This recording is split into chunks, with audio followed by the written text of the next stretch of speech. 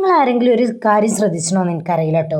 ഒന്ന് നോക്കി, തയ്യൽ മെഷീൻ്റെ മുന്നിലിരുന്നാൽ മാത്രം ഉറക്കം, പക്ഷെ മൊബൈൽ എടുത്താലോ ആ ഉറക്കയിൽ പോയത് തന്നെ നമുക്കറിയില്ല. എന്തുകൊണ്ടാണ് ഇങ്ങനെയൊക്കെ സംഭവിക്കുന്നതെന്നറിയോ? ഇത് നമ്മളെ മടിയാണോ, അത് നമ്മുടെ ശരീരം നമുക്ക് തരുന്ന ഒരു സൂചനയാണോ എന്ന് നോക്കിയാലോ. ഇന്ന് പറയാൻ പോകുന്ന ഈ 10 ടിപ്പുകളിൽ അവസാനത്തെ ടിപ്പ് നിങ്ങളെ തയ്യൽ സമയത്തെക്കുറിച്ച്, ഈ ഉറക്കച്ചടവൊക്കെ ഏറ്റവും പ്രധാനപ്പെട്ട കാരണത്തെക്കുറിച്ചാണ്. അതുകൊണ്ട് തന്നെ വീഡിയോ സ്കിപ്പ് ചെയ്യാതെ അവസാനം വരെ കാണാൻ നോക്കണേ.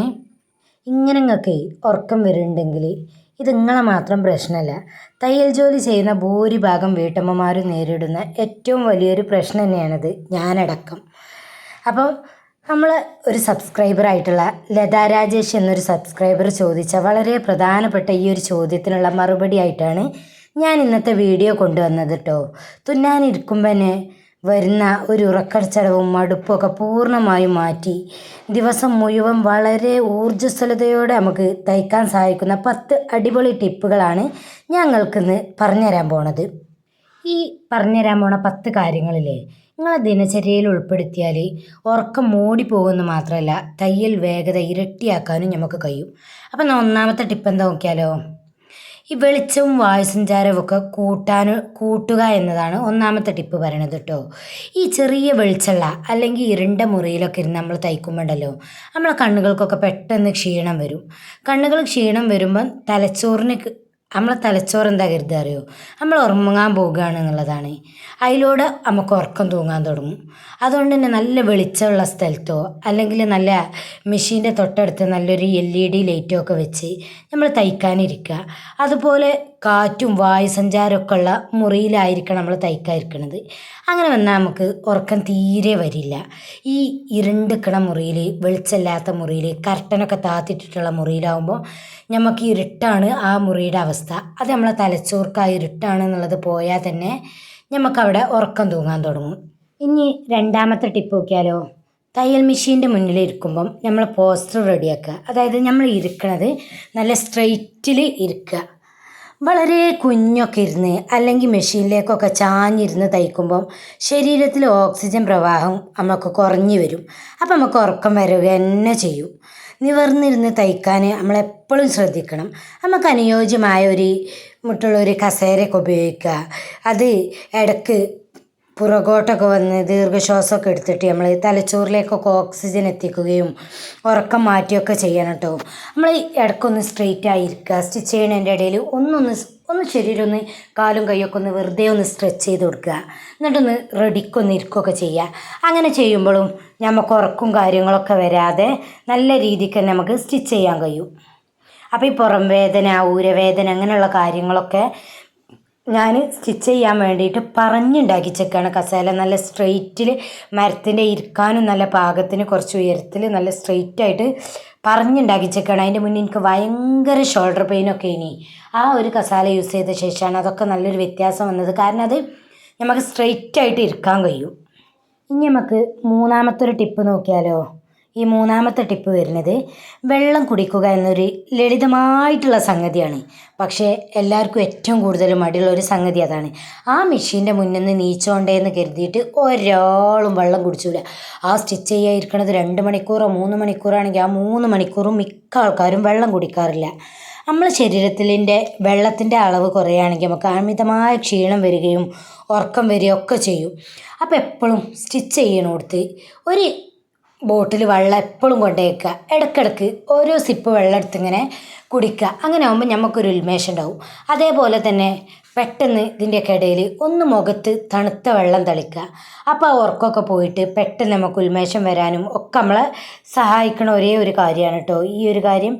കാരണം ഈ ഉറക്കം വരിക എന്ന് പറഞ്ഞത് ചില്ലറ കാര്യമല്ല. എനിക്കൊക്കെ അങ്ങനെ തന്നെയാണ്. ഞാൻ വെള്ളം കുടിക്കാൻ ഭയങ്കര മടിയുള്ള ഒരാളാണ്. അപ്പം ഞാൻ എന്താ ചെയ്യലറിയോ, കിച്ചണിൽ, ഡൈനിങ് ടേബിളിൽ, അതേപോലെ മെഷീൻ്റെ മുന്നിൽ ഒക്കെ അങ്ങനെ 3 ലിറ്ററിൻ്റെ ഓരോരോ കുപ്പിയിൽ ഓരോ ലിറ്ററിൽ വെള്ളം വെക്കും. അപ്പോൾ നമ്മൾ അഥവാ മെഷീൻ നിന്ന് എന്തിനും നീച്ചാൽ കിച്ചണിക്ക് വരികയാണെങ്കിൽ കിച്ചണിൽ ആ വെള്ളം കുപ്പി കാണും. അപ്പോൾ അതിന് ഒരു മുറുക്കെടുത്ത് കുടിക്കും. അതേപോലെ അടുക്കളയിൽ ഡൈനിങ് ടേബിൾ മേൽക്കാണ് വന്ന് വെച്ചെങ്കിൽ അവിടുന്ന് ആ കുപ്പി കാണുമ്പോൾ ഒരു മുറുക്ക് വെള്ളം എടുത്ത് കുടിക്കും. മെഷീൻ മേലെ എപ്പോഴാണോ ഇരിക്കണം അപ്പോഴൊക്കെ ഇടയ്ക്കിടയ്ക്ക് ഓരോ മുറുക്ക് വെള്ളം ഇങ്ങനെ കുടിച്ചുകൊണ്ട് കൊടുക്കും. അപ്പം നമ്മളറിയാതെ തന്നെ നമ്മൾ അത്യാവശ്യം 3 ലിറ്റർ വെള്ളമൊക്കെ ഒരു ദിവസം അങ്ങനെയാണ് ഞാൻ കുടിച്ച് തീർക്കാറ്. അടുത്തത് 4ാമത്തെ ടിപ്പ്.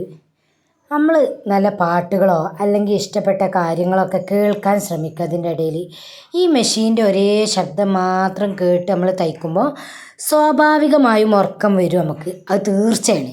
അതിന് പരിഹാരമായി നല്ല അടിപൊളി പാട്ടുകൾ അല്ലെങ്കിൽ നല്ല കഥകൾ അല്ലെങ്കിൽ നല്ല പ്രചോദനം നൽകുന്ന പ്രസംഗങ്ങൾ ഒക്കെ കേട്ട് നമ്മൾ തയ്ക്കാതിരിക്കുക.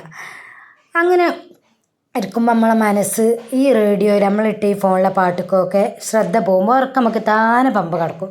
ഞാൻ ഏറ്റവും കൂടുതൽ ഇടൽ നല്ല നല്ല പോഡ്കാസ്റ്റുകൾ, നല്ല നല്ല മോട്ടിവേഷൻ സ്പീച്ചുകൾ, ഓരോരുത്തരെ വിജയഗാഥയുടെ കഥകൾ, അങ്ങനത്തെ കാര്യങ്ങളൊക്കെ ഇടുക. അപ്പം നമുക്കും ഒരു ഉന്മേഷം വരും. അതുപോലെ അങ്ങനെയൊക്കെ ജയിച്ചിട്ടുണ്ടെങ്കിൽ നമുക്കും അങ്ങനെയൊക്കെ ആവാമെന്നുള്ളൊരു മൈൻഡൊക്കെ വന്നിട്ട് നമുക്കൊരു ഉന്മേഷം വന്ന് ഞാനും അതേപോലെയൊക്കെ ചെയ്യാനൊക്കെ അങ്ങനെയൊക്കെയാണ് ഞാൻ അധികം എൻ്റെ ഉറക്കമൊക്കെ കളയൽ. ഞാനധികം പാട്ടുമ്മക്ക് അധികം പോവുകയില്ല. പാട്ടിലേറെ പാട്ട് എനിക്ക് ഏറ്റവും കൂടുതൽ വരൽ എൻ്റെ കെട്ടിയവനാണ്. അത് ബാക്കിൽ കുത്തിർന്ന് അങ്ങനെ പാട്ടാടും ഞാൻ സ്റ്റിച്ച് ചെയ്യുമ്പോൾ. അപ്പോൾ ഓട്ടോമാറ്റിക്കലി എനിക്ക് മറ്റൊന്നിൻ്റെ ആവശ്യം അങ്ങനത്തെ ടൈമിൽ തോന്നാറില്ല. അല്ലാതെ ഞാൻ ഒറ്റയ്ക്ക് ചെയ്യുന്ന സമയത്തൊക്കെ ഞാൻ ഒത്തിരി പോഡ്കാസ്റ്റുകളാണ് കേൾക്കൽ. ഇനി നമുക്ക് 5ാമത്തെ ടിപ്പ് നോക്കിയാലോ, 20-20-20 റൂൾ കേട്ടോ. ഇത് പരീക്ഷിച്ച് നോക്കുക. തുടർച്ചയായി തയ്യൽ മെഷീനിൽ നമുക്ക് ഈ സൂചിക്കും തുണിക്കൊക്കെ നോക്കിയിരിക്കുമ്പോൾ കഠിനമായ പ്രയാസം നമുക്ക് അനുഭവപ്പെടും. അതുകൊണ്ട് തന്നെ നമ്മൾ ഓരോ 20 മിനിറ്റ് തയ്യലിന് ശേഷവും ഒരു 20 അടി അകലത്തിലുള്ള ഏതെങ്കിലും ഒരു വസ്തുവിലേക്ക് ഒരു 20 സെക്കൻഡൊക്കെ നമ്മൾ നോക്കി നിൽക്കുക. അപ്പോൾ നമ്മളെ കണ്ണുകൾക്ക് വലിയ ആശ്വാസമൊക്കെ നൽകും. എന്നിട്ട് ഉറക്കച്ചടമൊക്കെ നമുക്ക് പൂർണ്ണമായി മാറി കിട്ടും. അങ്ങനെ ആകുമ്പോൾ ഒരു സമാധാനം ഉണ്ടാവും, ഉറക്കമൊക്കെ പമ്പ കിടക്കും. ഇനി 6ാമത്തെ ടിപ്പ് നോക്കിയാലോ, ഉച്ചക്കുള്ള തയ്യലിൻ്റെ സമയം നമ്മൾ അത് പ്രത്യേകമായിട്ട് ക്രമീകരിക്കണം കേട്ടോ. കാരണം ചോറ് തിന്ന കഴിഞ്ഞ ഉടനൊക്കെ നമ്മൾ തയ്യൽ മെഷീൻ്റെ മുന്നിലേക്കൊക്കെ വന്നിരുന്നാൽ ഉറങ്ങാതെ നമുക്ക് ഇരിക്കാൻ പറ്റില്ല. കാരണം ഭക്ഷണം കഴിച്ച ശേഷം രക്തയോട്ടമൊക്കെ വയറ്റിലേക്ക് കേന്ദ്രീകരിച്ചൊക്കെ കൊണ്ടായിരിക്കും. അത് സ്വാഭാവികമായിട്ട് നമുക്ക് ഉറക്കം വരാൻ ഒരു കാരണമാവും. അതുകൊണ്ട് ഉച്ചഭക്ഷണ ശേഷം ഒന്നുകിൽ നമ്മളൊരു 15 മിനിറ്റ് നടക്കുക, അല്ലെങ്കിൽ ഒരു 15 മിനിറ്റ് ഒന്ന് കിടക്കുക, അല്ലെങ്കിൽ ആ സമയത്ത് തയ്യലിന് പകരം നമ്മൾ തുണി വെട്ടുകയോ അയൺ ചെയ്യുകയോ മാർക്ക് ചെയ്യുകയോ ഒക്കെ ഉള്ള പോലുള്ള ഒക്കെ നടന്നിട്ടും അങ്ങോട്ടും ഇങ്ങോട്ടും മാറി നിന്നൊക്കെ ചെയ്യാൻ പറ്റണ പോലത്തെ ജോലികളിലേക്ക് നമ്മളെ ജോലി നമ്മൾ ക്രമീകരിച്ച് കൊണ്ടുവരിക. അടുത്തത് നമ്മൾ 7ാമത്തെ ടിപ്പ് നോക്കിയാലോ, ജോലികൾ മാറ്റി മാറ്റി ചെയ്യുക. 1 മണിക്കൂറോളം ഒരേ രീതിയിൽ ഒരു ബ്ലൗസ് തന്നെ തയ്ച്ചുകൊണ്ടിരുന്നാൽ നമുക്ക് മടുപ്പും വരും, ഉറക്കും വരും. ആ കാര്യത്തിൽ യാതൊരു ഡൗട്ടുമില്ല. കാരണം ഞാൻ അങ്ങനെയാണ്. അതുകൊണ്ട് ഒരുവിധ ആൾക്കാരൊക്കെ അങ്ങനെയൊക്കെയായിരുന്നു. നമ്മളെ പോലെ തന്നെ ചിന്തിക്കണ പോലെ ഇതിലുള്ളവരും.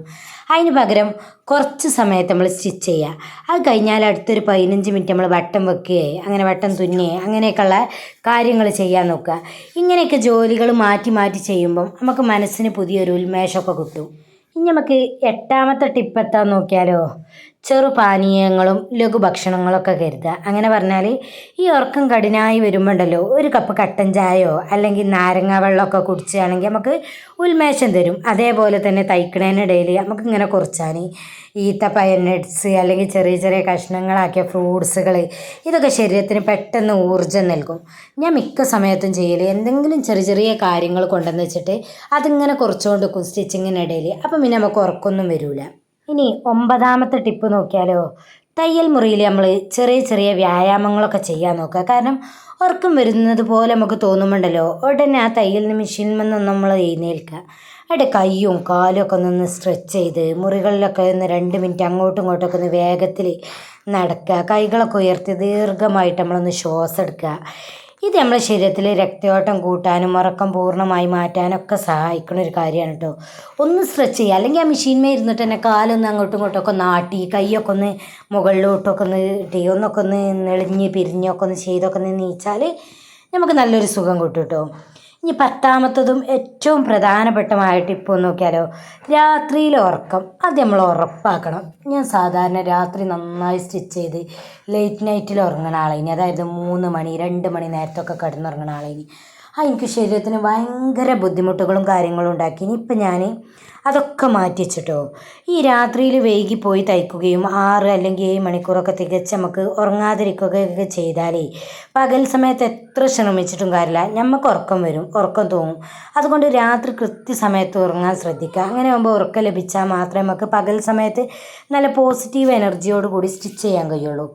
ഞാനിപ്പോൾ ഉറങ്ങുന്ന ടൈം എന്ന് പറഞ്ഞാൽ 8-9 മണിൻ്റെ ഉള്ളിൽ ഞാൻ ഉറങ്ങും. ഏകദേശം 2-2:30-3 മണി അതിൻ്റെ ഉള്ളിൽ എണീറ്റിട്ടാണ് സ്റ്റിച്ച് ചെയ്യാതിരിക്കൽ. അപ്പോൾ ഈ 2 മണി നേരത്തെ ഉറങ്ങാതിരിക്കണം. നമുക്ക് 2 മണി നേരത്തെ എണീറ്റിട്ട് ചെയ്യണത് 2 വ്യത്യാസമാണ്.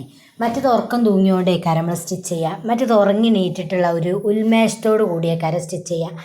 ആ ഒരു വ്യത്യാസം നന്നായിട്ട് ഒന്ന് ചെയ്ത് നോക്കേണ്ടി, അപ്പം നമുക്ക് മനസ്സിലാവും. അപ്പോൾ കണ്ടില്ലേ, ഈ ലതാ രാജേഷ് ചോദിച്ച ഈ ഒരു ചോദ്യം ഉണ്ടല്ലോ, നമ്മളിൽ പലരും നേരിടുന്ന ഒരു പ്രശ്നമാണ്. ഈ പറയുന്ന 10 ടിപ്പുകൾ ഇന്ന് മുതൽ നിങ്ങളൊന്ന് തയ്യൽ ജീവിതത്തിലൊന്ന് പരീക്ഷിച്ച് നോക്കിട്ടോ. അപ്പോൾ ഉറക്കമൊക്കെ മാറി നിങ്ങൾ വളരെ നല്ല എനർജറ്റിക് ആയിട്ട് തയ്ക്കുന്നത് കണ്ട് നിങ്ങൾക്ക് തന്നെ അത്ഭുതപ്പെടും. ഈ വീഡിയോ ലതക്കും അതുപോലെ തന്നെ ഉറക്കം തൂങ്ങുന്ന കഷ്ടപ്പെടുന്ന എല്ലാ തയ്യൽ സ്നേഹികൾക്കും ഉപകാരപ്പെടുന്ന ഞാൻ വിശ്വസിക്കണം കേട്ടോ. അതേപോലെ ഇതിലേതെങ്കിലും പോയിന്റുകളൊക്കെ നിങ്ങൾ പരീക്ഷിക്കുന്ന ആൾക്കാരാണെന്ന് വെച്ചെങ്കിൽ ഒന്ന് കമൻറ്റിൽ പറയുകയും ചെയ്യണേ, ഈ വീഡിയോ മുഴുവനായി കണ്ട്. അതേപോലെ തന്നെ ഈ വീഡിയോ നിങ്ങൾക്ക് ഉപകാരപ്പെട്ടെങ്കിൽ മറ്റുള്ളവർക്കൊക്കെ ഷെയർ ചെയ്യുക. അതേപോലെ ഇനി എന്തെങ്കിലും ഡൗട്ടായിട്ടോ തയ്യൽ നിങ്ങൾക്ക് എന്തെങ്കിലും ടിപ്പോ കാര്യങ്ങളോ നിങ്ങൾ അനുഭവിക്കുന്ന പ്രയാസങ്ങളൊക്കെ കമൻറ്റിൽ ചോദിച്ചാൽ അതിന് എനിക്കറിയുന്നതായിട്ടുള്ള രീതിയിൽ ഞാൻ ചെയ്യുന്നതായിട്ടുള്ള രീതിയിലുള്ള വീഡിയോസ് ഞങ്ങൾക്ക് ചെയ്തു തരുന്നതാണ്. അപ്പം അടുത്തൊരു നല്ല വീഡിയോയുമായി കാണുന്നത് വരെ ബായ്, അസ്സലാമു അലൈക്കും.